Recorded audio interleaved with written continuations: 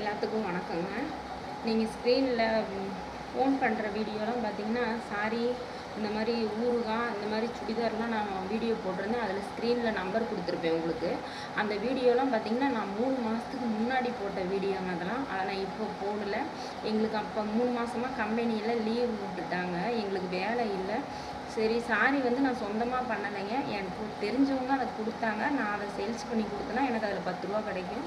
ஊறுகாய் வந்து அதை நான் சொந்தமாக போடுறது தான். ஆனால் என்னோடய சொந்த ஊர் பார்த்திங்கன்னா ஈரோடு. இந்த ஈரோட்டுக்குள்ளே அக்கம் பக்கம் இருக்கிறவங்களுக்கு கொஞ்சம் தூரமாக இருக்கவங்களுக்கு கேட்டாங்கன்னா நான் ஃபோன் மூலிமா அதில் நான் கொடுத்துருவேன். அந்த மாதிரி தான் நான் போட்டுட்ருந்தேன். நீங்கள் கேட்குற மாதிரி ரொம்ப லாங்லலாம் என்னால் அந்த ஊறுகாய் அனுப்ப முடியாது. அதுவும் இல்லாமல் நான் இப்போ அதை பண்ணுறதும் இல்லை. கொரியர் சார்ஜெலாம் போட்டெல்லாம் என்னால் அனுப்ப முடியாது. இப்போ வந்து நான் அந்த எந்த இதுவுமே நான் செய்கிறதில்ல. இப்போ வந்து சமையல் வீடியோ இந்த மாதிரி தான் போட்டுட்ருக்கேன்.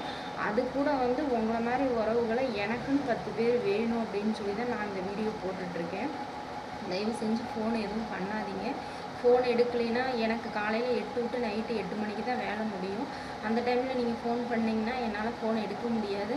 ரெண்டாவது பார்த்தீங்கன்னா என்னால் ஃபோன் எடுத்து நான் அதை பண்ணலைங்கன்னு என்னால் சொல்ல முடியல. ரொம்ப லாங்கில் இருந்தெல்லாம் ஃபோன் பண்ணுறீங்க.